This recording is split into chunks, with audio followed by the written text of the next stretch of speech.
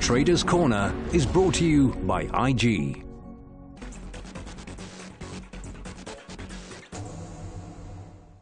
Welcome back. You're watching Traders Corner, and as always, I'm joined by Garth McKenzie, founder and editor of Traders Corner. Garth, welcome. Hi, Julieta. Garth, it is the show of the dreaded option structure that we're going to be discussing this evening, because June futures closeout is looming ever closer, and the market is, well, pretty much close to an all-time high. Yeah.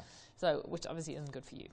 No, it isn't. And yeah, I mean, I'm going to explain how we've hedged that structure. I'm going to go back and look at how we created it and then what's happened to it, because it hasn't worked. It's actually one of the, I would say, in terms of all of these option structures that we've done over the years, this one's going wrong quite badly. However, it's not all bad news, because we have hedged it quite successfully.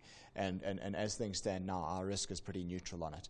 But it's very much a case of playing defense. So I'll get into that. But I think to sort of set the background, let's start with the bigger picture and have a look at the S&P 500, and then we'll look at the top 40, and then we'll talk about that option strategy. So the chart that's on the screen now is this S&P 500 chart. We did talk about this last week, and I mentioned that there was this head and shoulders pattern, but I also did highlight last week that the fact that we had a reversal from basically after a breakdown below the neckline of that head and shoulders, the market reversed back up above the neckline of the head and shoulders pattern, which effectively meant that the market rejected that head and shoulders pattern. In a textbook world, that would have broken to the downside below that neckline, and it would have probably come down here to around about 1950 somewhere. That didn't happen. And often when you find what is such an obviously bearish pattern like this, when it doesn't work, there's a clue in that. If the sellers are not strong enough to make this bearish pattern play out, then, well, what is that telling you? Then it's telling you the sellers are not strong enough to allow it to do its thing. The buyers are clearly the stronger force here, and that's what we've seen over the last week. You can see the S&P 500 has actually shot up quite quickly, and now it's knocking on 2100 again. And again, not that far away from all-time highs, actually. So that essentially takes that head and shoulders pattern completely off the table. Yeah, it negates it now. So we can't really refer to that head and shoulders pattern much anymore. We could say that it's a failed head and shoulders pattern, and often a failed head and shoulders pattern can also be deemed a head and shoulders continuation pattern, which can move, can result in more upside possibly. And coming back to our own market, I mean, we had the top 40. Did we actually break above 48,000? Yep. Yep. Yeah, we have. Because 47,000 for you was a danger point, which we'll get Yes. to in a bit, but maybe just have a look at that chart there. Yeah, so this is the chart. This is a daily chart of the top 40 spot index now. And yes, you can see it's been trading up at about 48,400. It's actually been above that area today. I think it's been above 48,500 this morning. But it does look as if it's reversing as things stand today. But we'll see as the day unfolds whether that actually is the case or not.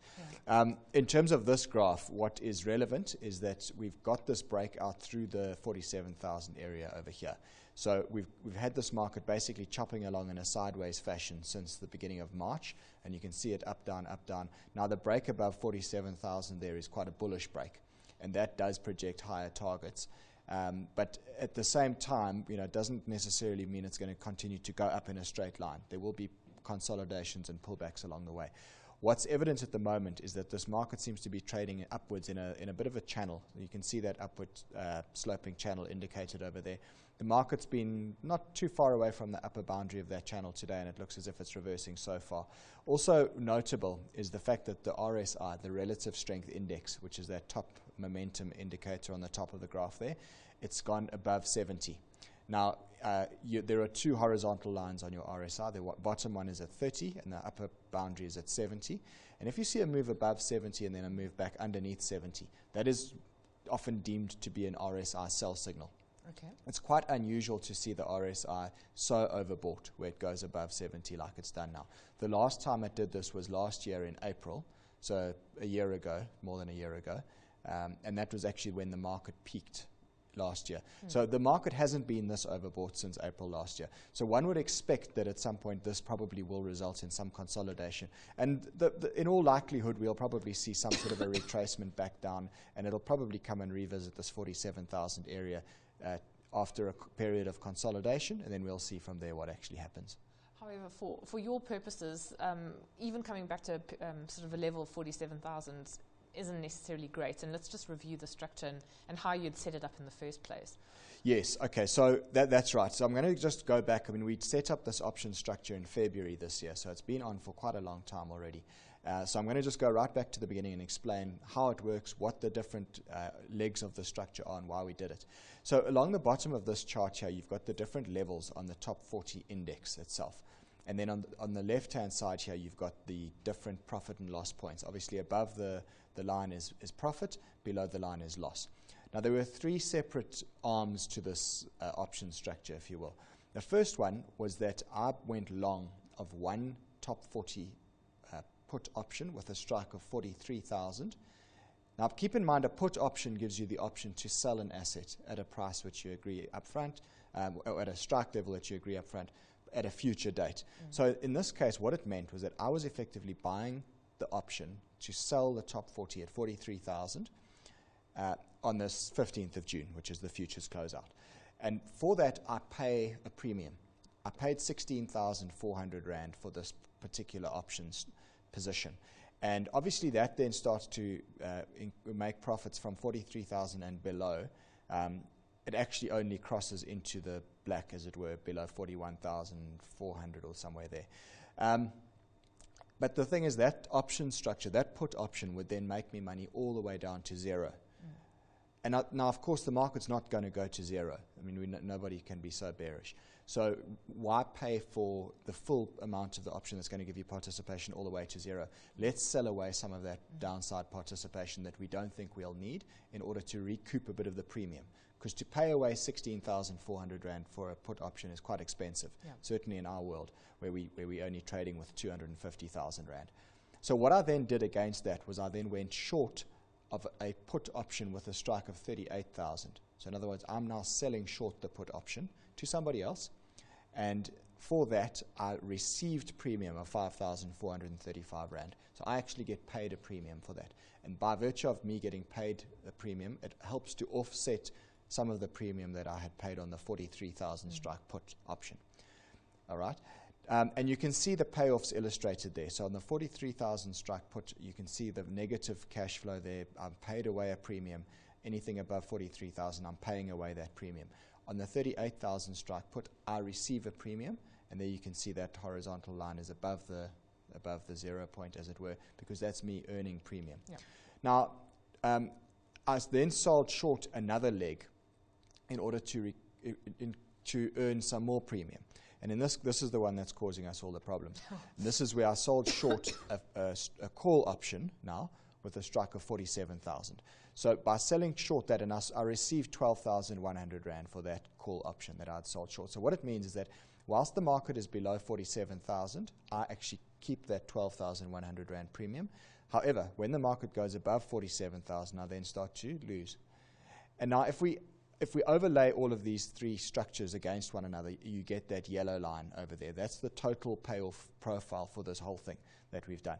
So let me just tidy it up a little bit for you to see it more clearly now. So those three options positions together create the structure that we've got over here, and this is the payoff. So above 43,000, we're basically flat. We earn a tiny premium. We earn 1,140 Rand net if we combine all of those three different options legs together. We make money below 43,000, and we make our maximum profit at 38,000, and anything below that we couldn't make any more money. We would make 51,000 Rand below 38,000 on the top 40.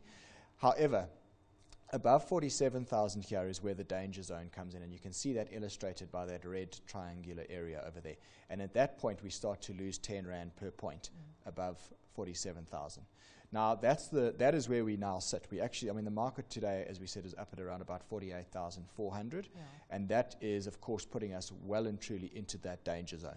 And of course, I mean, now, people watching this now might think, why on earth did you put this structure into position in February? But back then, the market was so bearish. I mean, the pessimism was off the charts. It certainly was, and that's right. I mean, you can look at it now and say, well, gosh, that doesn't look like a very clever structure.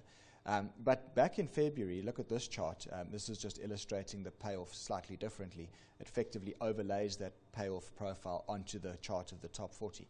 Now, back here in February, the market was trading below its 50-day moving average, below its 200-day moving average. Everything was pointing down. It looked as if we were going to break to the downside. There was plenty of bearishness around, not just here, on multiple other markets around the world as well.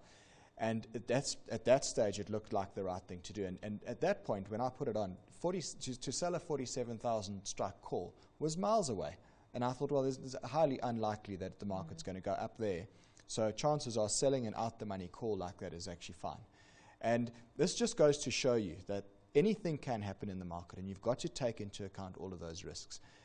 We didn't think the market would go up to 47,000. Well, here we sit. It's the beginning of June or end of May. And yes, the market's well above 47,000 now. It's actually been knocking up close to 49,000.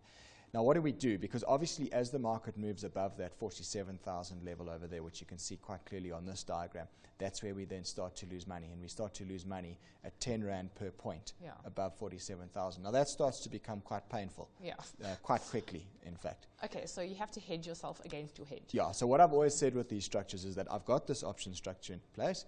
There is a danger zone, and if we start to get into that danger zone, we can hedge it out. That's not like all is lost. We can hedge it out, and that's what I've had to do this week. So if I now go and look at a little bit more closely at this, this is now a 1 hour chart of this top 40 future specifically. So this is every candlestick pattern on this graph represents 1 hour's worth of trade on the top 40 future. It's the June 2016 Aussie 40 future, and it expires next week Wednesday, not next week Wednesday, the following week, basically on the 15th of June. So we've got about 2.5 weeks to go until this thing expires, and then I tell you, I'll be so chuffed once it's out the way, because this structure has caused us a bit of worry over the last quarter particularly. And and certainly now it has been the opposite of what it was intended to do, which was always to be a backstop in order for you to go long of the market. Well, that's right. It was supposed to be a backstop in order for us to go long of the market, and also was that if we were in a bear market, which I fully came into this year thinking we were in a bear market, and it hasn't been the case. Yeah.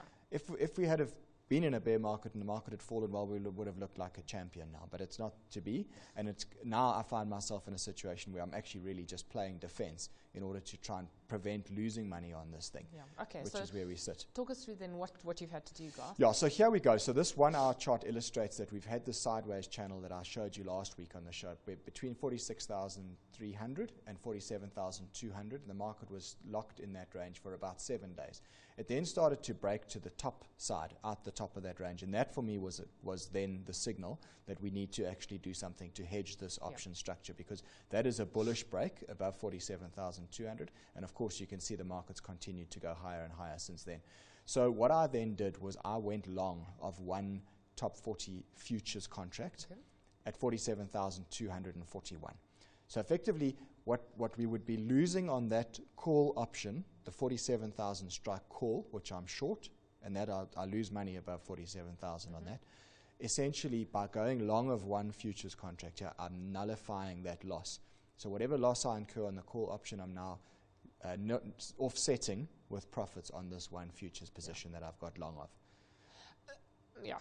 Okay, complicated, but this is how this stuff works. And I think it's important to highlight this, because I often get people emailing me and saying, yeah, those options you do on TV, I want to do those. And the thing is, you always need to remember, they're not entirely risk-free. No. There is risk, and here you can see exactly how the risk is actually starting to bite us. But nevertheless, there are ways to mitigate that risk, and there are ways to essentially neutralize that risk, is what we've done here now. Yeah. Although, of course, I suppose you don't want to, you could actually also end up in a situation where if the market then sort of collapses in a heap, you're going to be out of the money on this option. So you're going to have to manage that as well. Yeah. Look, at this point in time, what I would need to do is, if the market starts to come back underneath where we went into this long position, then I would have to cut that. Yeah. And then let the option structure do its thing. Look, at this point in time, quite honestly, I'm not expecting to make money out of any of this. I'm expecting just to not lose money. Okay. It's really we're playing a defensive game here. We're protecting capital so that we are still in a strong position come the 15th of June. Then we can put this one behind us and look forward.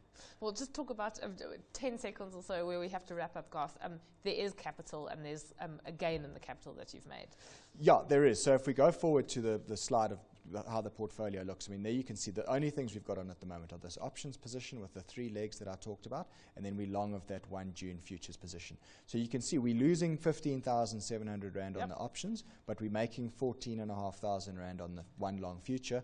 We're up 10.8% for the year to date, and we're defensively positioned as things stand right now. Okay, we'll maybe expand on the theory of defense next week, Garth, but we have to leave it there. Thanks as always for joining us. Thanks. Garth McKenzie is founder and editor of Traders Corner.